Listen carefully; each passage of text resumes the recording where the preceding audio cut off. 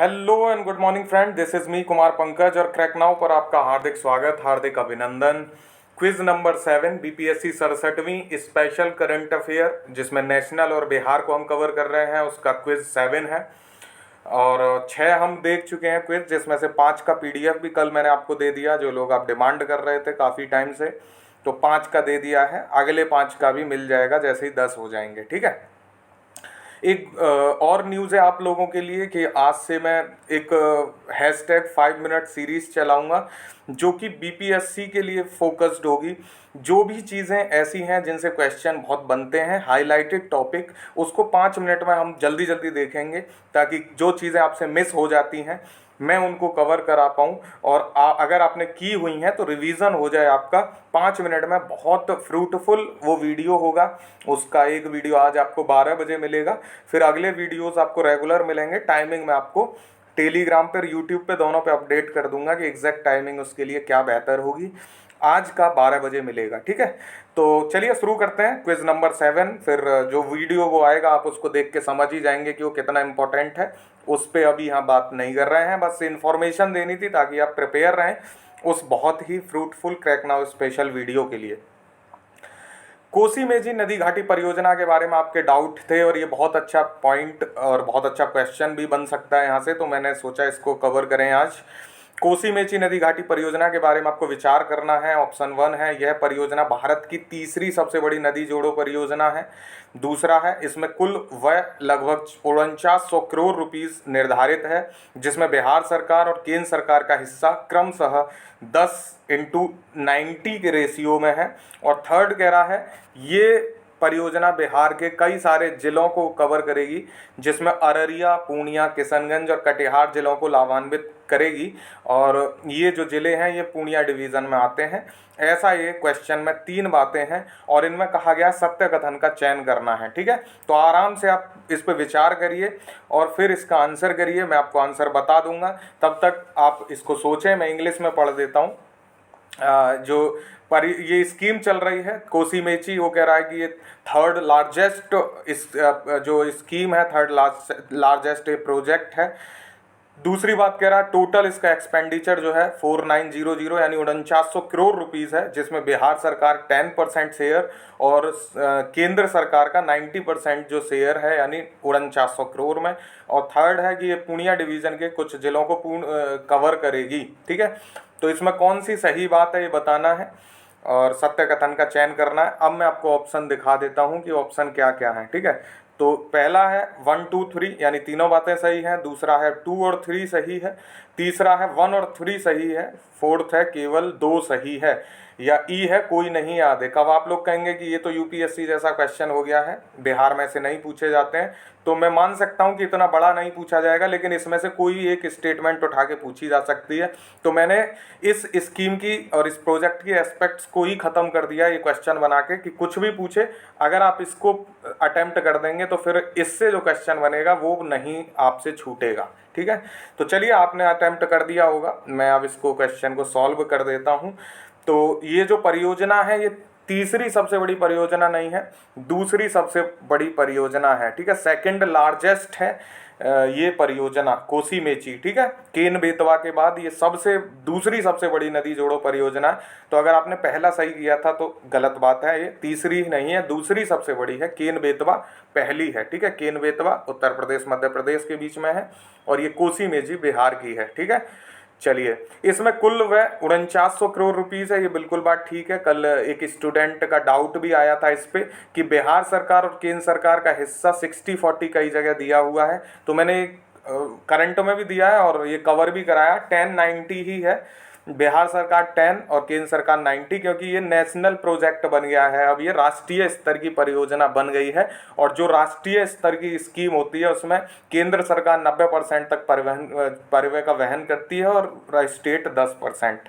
ठीक है। तो ये 90-10 ठीक हो जाएगा, 10 बिहार और 90 केंद्र, 4900 करोड़ में। दूसरी बात एकदम ठीक है। तीसरी स्टेटमेंट को लेके बिल्कुल कंफ्यूज मत होइएगा, इसमें ये नहीं कहा है कि सिर्फ होता तो शायद ये फिर 1-2 डिस्ट्रिक्ट बढ़ते तो ये गड़बड़ हो जाता क्वेश्चन, बट पूर्णिया डिवीजन की यहाँ पे बात की है तो ये सही स्टेटमेंट हो जाएगा कि इन जिलों को ये ज़्यादा लाभान्वित करेगी। फिर एक कैनाल है जो 73 किलोमीटर की कैनाल बन रही है, ये भी आप ध्यान रखिएगा इसमें, जिससे अदर जिले भी जो है लाभान्वित होंगे। बट यहाँ पे ये जो स्टेटमेंट है पूर्णिया डिवीजन के बारे में है वो बिल्कुल ठीक है। तो दूसरा तीसरा यहाँ पे सही हो जाएगा, पहले का B is the correct answer. तो इसमें हमने सारी बातें देख ली हैं। दूसरी सबसे बड़ी है 4900 करोड़ का व्यय है, 1090 है इसमें खर्च किए जा रहे हैं, पूर्णिया डिवीजन वाले एरिया में ये काम करेगी। और 73 किलोमीटर का कैनाल भी बन रहा है एक, जो रिवरों को जोड़ेगा। तो ये भी आप याद रख सकते हैं। इतना याद रखेंगे तो इस क्वेश्चन को मुझे नहीं लगता अब ये छूटेगा। ठीक है, चलिए अगला क्वेश्चन देखते हैं। फीफा महिला विश्व कप 2023 कहाँ आयोजित होगा? आपको पता है स्टेट में ऐसे क्वेश्चन पूछे जाते हैं, तो इसका आंसर बताइए, ए बी सी डी या फिर ई तो होता ही है ऑब्वियसली। कौन सा इसका सही होगा? फीफा महिला विश्व कप 2023 का आयोजन बताइए कहाँ होगा? ए बी सी डी या ई में से सही आंसर आपको करना है इस क्वेश्चन का। मैं आंसर बताऊंगा, आप वीडियो पॉज करके अपने आंसर करेंगे। तो इसका सही आंसर होगा दोस्तों ई, क्योंकि ये जो है न्यूजीलैंड और ऑस्ट्रेलिया दोनों जगह आयोजित किया जाएगा, तो इसलिए एक से अधिक है, इसलिए इसका आंसर ई हो जाएगा, फीफा महिला विश्व कप 2023। ठीक है, मैं ऐसे क्वेश्चन इसलिए रखता हूँ ताकि आपको ये भी आइडिया लगता रहे कि क्वेश्चन कहाँ से आपसे मिस हो रहे हैं, कौन सी चीज़ें आपको देखनी है। ठीक है, और मुझे उम्मीद है कि ये आपको लाभान्वित करते होंगे क्वेश्चंस। हाल ही में केंद्र सरकार की महत्वाकांक्षी परियोजना रैंप को किसका सहयोग प्राप्त हुआ है? तो रैंप के बारे में मैंने आपको बताया था काफ़ी इसके बारे में। ठीक है, तो आपको ये बताना है जो रैंप परियोजना है उसको किसका सहयोग प्राप्त हुआ है? IMF का, ADB का, AIIB का या WTO का, या ई कोई नहीं या एक से अधिक इसका आंसर होगा। बताइए 3 का आंसर क्या होगा? इंटरनेशनल मॉनेटरी फंड या ADB। ठीक है, एशियन डेवलपमेंट बैंक है ये। और AIIB को आप जानते हैं, एशियन अफ्रीकन इंफ्रास्ट्रक्चर बैंक है ये। और WTO वर्ल्ड ट्रेड ऑर्गेनाइजेशन या फिर कोई नहीं। इसका सही आंसर जल्दी से बताइए, वीडियो पर लंबा होता है, आप लोग कमेंट करते हो। तो तीसरे का सही आंसर क्या होगा? इसका सही आंसर होगा दोस्तों ई कोई नहीं, क्योंकि इसको वर्ल्ड बैंक जो है सहयोग प्रदान कर रहा है, जिसमें मैंने आपको बताया था 500 करोड़ डॉलर जो है ये वर्ल्ड बैंक दे रहा है। ये मैं स्कीम कवर कर चुका हूँ ऑलरेडी, रैंप परियोजना। ठीक है, ये MSME के लिए चल रही है, शुरू की गई अभी हाल में जो नया बजट आया था, तो ये काफ़ी इंपॉर्टेंट है, इसको आपको याद भी रखना है। ठीक है, अगला बहुत अच्छा क्वेश्चन है एक कि आ बर्निंग किसकी पुस्तक है? आ बर्निंग के लेखक कौन है? ऐसा इसको पढ़ेंगे। क्वेश्चन नंबर 4, आ बर्निंग के लेखक कौन है या आ बर्निंग किसकी पुस्तक है? ए सुधा मूर्ति, बी डॉक्टर शशि थरूर, सी मेघा मजूमदार और डी प्रियंक गांधी। और ई इसमें जगह नहीं थी इसलिए मैंने लिखा नहीं है, बट ई भी कंसीडर करेंगे आप, वो बोलने वाली बात है ही नहीं, बिहार में ई को पूछा ही जाता है। तो बताइए आ बर्निंग किसकी पुस्तक है? जल्दी से बताइए। क्वेश्चन नंबर 4 का आंसर वीडियो पॉज करके मैं आंसर कर देता हूँ। आ बर्निंग जो पुस्तक है ये है मेघा मजूमदार की, ये इम्पोर्टेंट पुस्तक है, इनको अवार्ड भी मिला है इस पुस्तक के लिए। क्वेश्चन नंबर 4 का सही आंसर होगा सी, मेघा मजूमदार आ बर्निंग इनकी पुस्तक है। ठीक है, तो पुस्तकों से क्वेश्चन आते हैं, मैंने कोशिश की है हर एस्पेक्ट्स को कवर करें। हाल ही में किस देश की विधायिका ने राइट टू रिपेयर विधेयक पारित किया है? बहुत अच्छा क्वेश्चन है ये, राइट टू रिपेयर। ठीक है, जैसे हमारे यहाँ बहुत सारी चीज़ें अब इसमें आ रही हैं जो आपके फंडामेंटल राइट्स हैं, ऐसे ही अब राइट टू रिपेयर किस देश की विधायिका ने इस विधेयक को पारित किया? अमेरिका, UAE, चाइना, ब्रिटेन या कोई नहीं या एक से अधिक? क्या होगा इसका सही आंसर? Right to repair. ठीक है, अच्छा क्वेश्चन है ये, और ये मैंने खुद के बनाए फॉर्म किए क्वेश्चंस हैं जो मुझे बहुत पसंद हैं। मुझे लगता है कि क्वेश्चंस इसमें से देखने मिलेंगे। आपकी क्या राय है ज़रूर बताइएगा मुझे कमेंट करके। क्वेश्चन नंबर 5 का आंसर मैं कर देता हूँ, कोई नहीं या एक से अधिक इसमें भी हो जाएगा, ई हो जाएगा, क्योंकि राइट टू रिपेयर किसी देश ने नहीं, ये स्टेट होगा बेसिकली। न्यूयॉर्क की विधायिका ने जो है ये विधेयक पारित किया है। ठीक है, तो यहाँ देश शब्द का इस्तेमाल किया गया है, कंट्री का इस्तेमाल किया गया है राइट टू रिपेयर, तो ये ई यहाँ पे हो जाएगा। न्यूयॉर्क दिया नहीं गया है इस क्वेश्चन में, तो न्यूयॉर्क में ऐसा किया गया राइट टू रिपेयर। ठीक है, इस ध्यान रखिएगा, न्यूयॉर्क में ये जो है बिल अभी पास किया गया। ठीक है, चलिए आगे चलें, क्वेश्चन नंबर 6 देखेंगे। देश का पहला नवाचार या ग्राफीन नवाचार केंद्र कहाँ स्थापित किया जा रहा है? देश का पहला नवाचार, जिसमें ग्राफीन नवाचार की यहाँ पे बात हो रही है, नवाचार दो अलग अलग हैं, इसीलिए मैंने उसमें ब्रैकेट में डाल दिया क्वेश्चन नंबर 6 में कि देश का पहला नवाचार जो ग्राफीन नवाचार केंद्र है वो कहाँ स्थापित किया जा रहा है। क्वेश्चन नंबर 6 का आंसर करेंगे ए कोची, बी त्रिशूर, सी सूरत, डी बेंगलुरु, ई कोई नहीं या एक से अधिक। क्वेश्चन नंबर 6 का आंसर करिए। देश का पहला नवाचार यानी ग्राफीन नवाचार केंद्र कहाँ जो है स्थापित किया जा रहा है? क्वेश्चन नंबर 6 का आंसर क्या होगा दोस्तों? तो मैं आंसर कर देता हूँ क्योंकि ज़्यादा समय नहीं लेंगे। इसका सही आंसर होगा बी त्रिशूर, केरला।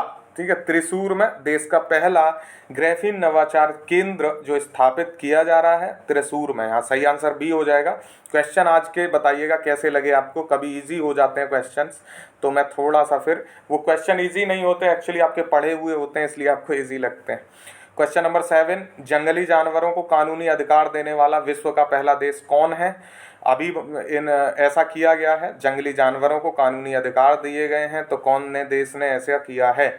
ऑप्शन है स्विट्जरलैंड, बी है अल सल्वाडोर, सी है इक्वाडोर, डी है नॉर्वे, या फिर कोई नहीं या एक से अधिक। जंगली जानवरों को कानूनी अधिकार देने वाला विश्व का पहला देश। क्वेश्चन नंबर 7 का आंसर करिए दोस्तों जल्दी से। और आज का जो वीडियो है वो ज़रूर देखिएगा, क्रैक नाउ स्पेशल। मेरे खुद के बनाए नोट्स से मैं ये चीज़ें शेयर करूँगा ताकि आपको आखिरी वक्त पे बेहतर चीज़ें डिलीवर हो पाएँ। तो वो मेरा बहुत ही महत्वाकांक्षी प्रोजेक्ट रहेगा। अगले 5-7 दिन में उसको प्रोवाइड करूँगा आपको, और इस गारंटी के साथ कि उसमें आपको 10+ क्वेश्चंस मिलेंगे। उसमें जीएस और करंट सब कवर करूँगा मैं, हॉट टॉपिक्स। ठीक है, क्वेश्चन नंबर 7 का सही आंसर होगा जंगली जानवरों को कानूनी अधिकार दिए गए हैं इक्वाडोर के द्वारा। तो अगर आपका सी क्वेश्चन, आपका सी आंसर किया था, बिल्कुल ठीक है। जंगली जानवरों को कानूनी अधिकार देने वाला विश्व का पहला देश बना है इक्वाडोर। ठीक है, क्वेश्चन नंबर 8 है 56वां ज्ञानपीठ पुरस्कार किसे प्रदान किया गया है? 56th ज्ञानपीठ पुरस्कार किसे दिया गया है? ऑप्शन ए है नीलमणि फुकन जूनियर, बी है दामोदर माउजो, सी है एम मुकुंदन, डी है अनुकृति उपाध्याय, या फिर ई है कोई नहीं है एक से अधिक। क्वेश्चन नंबर 8 का आंसर करिए क्या होगा? 56वां ज्ञानपीठ पुरस्कार किसे प्रदान किया गया है दोस्तों? Question number 8। तो इसका सही आंसर मैं बता देता हूँ, वीडियो पॉज करके आप आंसर करिए। 56वां ज्ञानपीठ पुरस्कार दिया गया नीलमणि फुकन जूनियर को। ठीक है, और 57वां दिया गया दामोदर माउजो को। तो अगर आप डेट याद करके बैठे हैं तो 56वां 57वां भी रखा करिए याद, क्योंकि हो सकता है डेट ना दे, 56वां या 57वां भी पूछ ले। तो आपको याद रखना है जो 56वां है वो मिला नीलमणि फुकन जूनियर 2021, दामोदर माउजो 57वां 2022 के लिए। दोनों ही इंपॉर्टेंट हैं, दोनों से ही क्वेश्चन बन रहे हैं, तो दोनों ही आपको याद भी रखने हैं। ठीक है, तो यहाँ ए जिसने किया था वो बिल्कुल ठीक आंसर है। स्कोर अपना बताइएगा मुझे कमेंट करके। क्वेश्चन नंबर 9, कॉमनवेल्थ 2022 में लंबी कूद में मुरली श्रीशंकर ने कौन सा मेडल जीतकर इतिहास रच दिया है? कॉमनवेल्थ 2022 में लंबी कूद में मुरली श्रीशंकर ने कौन सा मेडल जीतकर इतिहास रच दिया है? ए स्वर्ण पदक, बी रजत पदक, सी कांस्य पदक, और डी कोई नहीं है एक से अधिक। मान सकते हैं इसमें, क्योंकि अब चौथा मेडल में कौन सा ही रखता, होते ही नहीं है। बट हाँ, मुझे बाद में आया जब मैंने क्वेश्चन फॉर्म कर दिया कि 2 रखे जा सकते थे एक के साथ, कि स्वर्ण और कांस्य, ऐसा भी एक ऑप्शन हो सकता था। बट ठीक है, कोई बात नहीं। यहाँ आपको नॉलेज चेक करने का मेरा मकसद नहीं है, सिर्फ प्रिपरेशन का लेवल आपको पता चले उतना काफ़ी होगा। तो कौन सा मेडल जीता है मुरली श्रीशंकर ने? गोल्ड, सिल्वर या ब्रॉन्ज, या नन ऑफ द अबव? क्या होगा 9 का आंसर? ठीक है, तो इसका सही आंसर है सिल्वर मेडल जीता कॉमनवेल्थ गेम्स 2022 में मुरली श्रीशंकर ने। और ये लंबी कूद में, लॉन्ग जंप में ये इन्होंने ऐसा पहली बार किया है। अंजू बॉबी जॉर्ज ऐसा कर चुकी हैं पहले, but Murali Sreeshankar male category में ये काफ़ी बड़ी बात है। कौन सा मेडल जीता है इन्होंने? सिल्वर जीता है कॉमनवेल्थ 2022 में मुरली श्रीशंकर, याद रखिएगा। और एक और मैं आपसे बोल दूं, ट्रिपल जंप में लगातार 2 जो मेडल हैं इंडिया को मिले, तो ये ट्रिपल जंप भी आपको याद रखना है। इसमें इंडिया चूक गया था ट्रिपल जंप में कि तीनों मेडल इंडिया को ही आने वाले थे, लेकिन आखिरी मोमेंट पे एक ड्रास्टिक चेंज आया और फर्स्ट एंड सेकंड सिर्फ इंडिया को मिले, थर्ड नहीं मिला ब्रॉन्ज मेडल। तो ट्रिपल जंप से मुझे उम्मीद है कि क्वेश्चन आने वाली परीक्षाओं में पूछा जाएगा। दोनों नाम याद रखिएगा, ठीक है, कॉमनवेल्थ गेम से। क्वेश्चन नंबर 10 है, हाल ही में बिहार से एक कार्यक्रम की शुरुआत हुई, रैली ऑन व्हील्स, और इसका संबंध किससे है? क्वेश्चन नंबर 10 का आंसर क्या होगा बताइए। रैली ऑन व्हील्स प्रोग्राम शुरू किया गया था बिहार में हाल ही में, उसका संबंध किससे है? दिव्यांग जनों से है क्या, परिवहन जागरूकता से है, या बाघ संरक्षण से है, या पर्यावरण प्रदूषण से संबंधित ये रैली थी? रैली ऑन व्हील्स क्या है इसका सही आंसर? कोई नहीं है, एक से अधिक भी ऑप्शन है यहाँ पे, वो तो आपको ध्यान ही रखना होता है। बिहार से लगा ये कार्यक्रम रैली ऑन व्हील्स, करिए आंसर। मैं आपको बता देता हूँ इसका सही आंसर क्या होगा। तो रैली ऑन व्हील्स प्रोग्राम शुरू किया गया बाघ संरक्षण से संबंधित, ये ऑब्वियसली टाइगर रिजर्व से शुरू हुआ और ये बिहार से शुरू होकर झारखंड तक ये चला। रैली ऑन व्हील्स प्रोग्राम, इसकी डेट भी एग्जैक्ट याद रखिएगा कब शुरू हुआ है, ठीक है। अच्छा प्रोग्राम है टाइगर कंजर्वेशन के लिए, तो इससे हो सकता है क्वेश्चन पूछ लिया जाए। क्वेश्चन नंबर 11 है, हाल ही में जारी एसडीजी शहरी सूचकांक में पटना का स्कोर क्या था? आजकल इंडेक्सेस में पटना का या फिर बिहार में कई स्कोर पूछे जाने का ट्रेंड है, तो आप थोड़ा अवेयर रहिएगा कि रैंक नहीं भी पूछेगा बिहार स्पेशल में, सिर्फ जो बिहार की कुछ चीज़ जो स्पेशल स्टेट इंडेक्स हैं, जैसे बिहार का किसी में हो सकता है, स्वच्छता में हो सकता है, अभी लास्ट बीपीएससी में पूछा भी गया 67वीं में। तो एसडीजी शहरी सूचकांक में पूछ रहा है पटना का स्कोर क्या था? 52.43, 57.29, 62.29 या 75.50, या कोई नहीं है, एक से अधिक। क्वेश्चन नंबर 11 का सही आंसर आपको करना है, क्या है इसका सही आंसर? तो इसका सही आंसर होगा दोस्तों 57.29, ठीक है। तो 57.29 सही है यहाँ पे एसडीजी शहरी सूचकांक में पटना का स्कोर, और इसकी रैंक भी याद रखिएगा 52nd रैंक है, 52वीं रैंक है पटना की एसडीजी शहरी सूचकांक में। नीति आयोग ने पहली बार ये जारी किया है, इसलिए इम्पोर्टेंट है, ध्यान रखना है इसको आपने। क्वेश्चन नंबर 12 आज का लास्ट है, बट मुझे लगता है कि आज आपको अच्छी चीज़ें जानने मिली होंगी। ऐसे ही अगली वीडियोस जो अब आएंगी उसको भी ज़रूर देखिएगा। जो लोग इस करंट को फॉलो कर रहे हैं मुझे पता है वो ज़रूर देखेंगे उसको, वो काफ़ी हेल्पफुल रहेगा, ठीक है। मैं आपके हित में करता ही रहता हूँ कुछ ना कुछ जो मुझे समझ आता है। बिहार फॉरेस्ट रिपोर्ट 2021 के अनुसार वाल्मीकि टाइगर रिजर्व के कितने % क्षेत्रफल पर वन हैं? बिहार फॉरेस्ट रिपोर्ट 2021 के अनुसार वाल्मीकि टाइगर रिजर्व के कितने % क्षेत्रफल पर वन है बताइएगा। 12 का ए 79.85, बी 71.85, सी 85.71 या डी 95.71। क्या है क्वेश्चन नंबर 12 का आंसर? बिहार के जो फॉरेस्ट रिपोर्ट आया 2021 का, उसके अनुसार पूछ रहा है वाल्मीकि टाइगर रिजर्व के कितने % क्षेत्रफल पर वन है। बहुत अच्छा क्वेश्चन है ये, और बहुत सारे लोगों को पता भी होगा, कुछ ने मिस भी किया होगा। लास्ट का क्वेश्चन मैं हमेशा इजी रखता हूँ, तो बताइए इसका आंसर क्या होगा। 85.71 इसका सही आंसर है, सी, ठीक है। मुझे उम्मीद है सबने सही किया होगा। क्वेश्चन 12 का आंसर हो जाएगा सी, 85.71% जो एरिया पे टोटल यहाँ पे फॉरेस्ट हैं वाल्मीकि टाइगर रिजर्व में, ठीक है। तो क्वेश्चन नंबर 12 का सही आंसर सी हो जाएगा। आज उन लोगों की शिकायत भी दूर हो गई होगी जो बोलते हैं कि बहुत देर लगाते हो, अब वो स्किप करके जा सकते हैं वीडियो को, बट हाँ वो ज़रूर देखिएगा जो मैंने आपसे कहा। और जो मैं बीच में बोलता हूँ वो सिर्फ इम्पोर्टेंट बातें करता हूँ, ऐसा नहीं है कि मैं कुछ भी बोल के टाइम वेस्ट करता हूँ, मैं भी नहीं चाहता वो सब बोलना। कई बार आपकी भाषा बड़ी गलत होती है कमेंट्स में, मुझे परमानेंट आपको गायब करना पड़ता है, मैं चाहता नहीं हूँ, बट मर्यादा रखें भाषा का, सभी के लिए सूचना, ठीक है। तो आज के लिए इतना ही, अभी फिर मिलते हैं एक बार अच्छी इंपॉर्टेंट वीडियो के साथ। तब तक के लिए शुक्रिया, पढ़ते रहिए, all the best for your exam. जय हिंद, हैव ए गुड डे।